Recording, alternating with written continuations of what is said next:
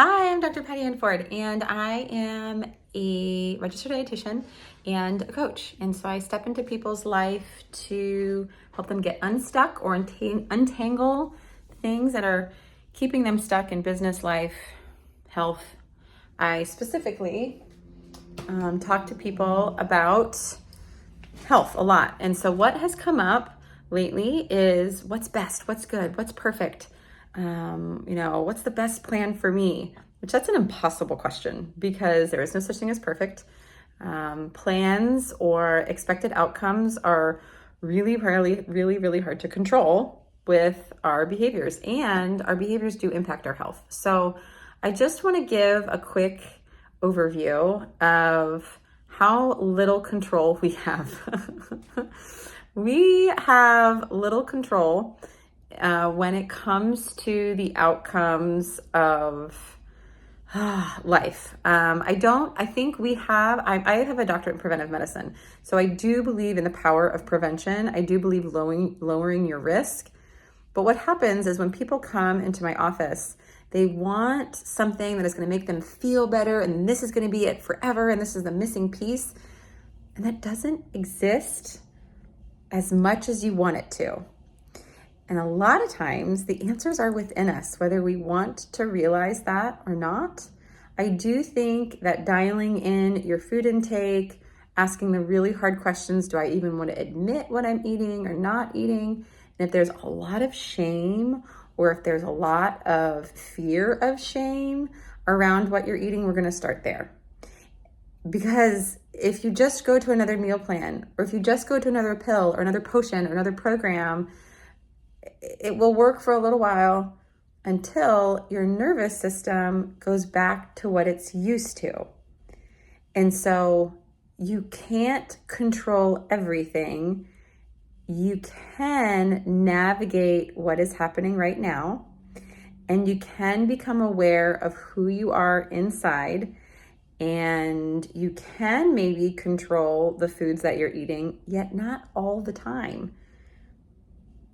It would be very hard to live a very successful social life with other people, isolating yourself with your food, body weight, and eating. It actually is going to pull on so many other factors in your life, unless you're able to build a community that wants to do what you do, which is very possible, and people do that a lot. And so your environment, your food supply, how you get the food, all of these things are sometimes out of your control, and that can feel like you have no control, but you want to control it. So you blame the food industry, you blame other things, and you're not willing to look inside yourself. That you can navigate. I don't use the word control. I use the word you can become aware, because what also you can't control is sometimes your reaction to things. We have a nervous system that we have voluntary, but we also have involuntary actions based upon what's happened to you. And if you're watching this, you're probably a little bit older. I'm 41, and I have a story. I have a story of what's happened to me, and my nervous system is going to react whether I want it to or not. And I spent a long time trying to fix or predict or mask or whatever you want to call it.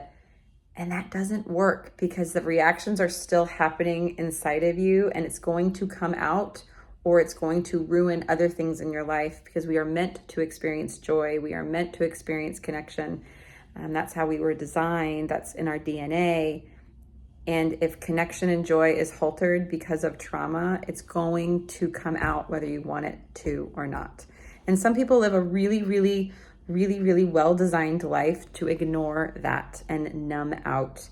Yet numb and peace are different. And at the end of your life, I love reading chaplains who work with people at the end of life. Not once has he ever said that people are proud of the yacht that they bought, or the money that they had, or the fame that they had. They really go back to the connections and the feelings that they had with people, because we are connected, joyful human beings, not human doings that collect stuff.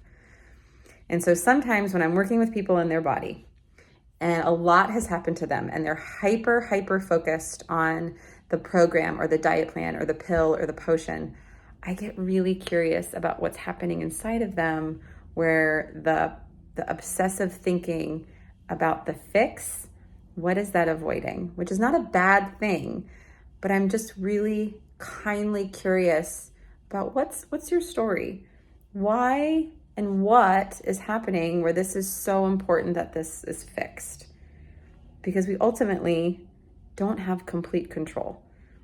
And so it's not about control, yet death is the thing that you won't be able to escape. And this sounds super morbid, but talk to me about what's going on where the hyperfixation on the pill, the potion, or the program is allowing you to ignore what's happening inside of you. If any of this conversation feels enlightening or intriguing or curiosity, hit that like and subscribe button and follow along. Thanks, bye.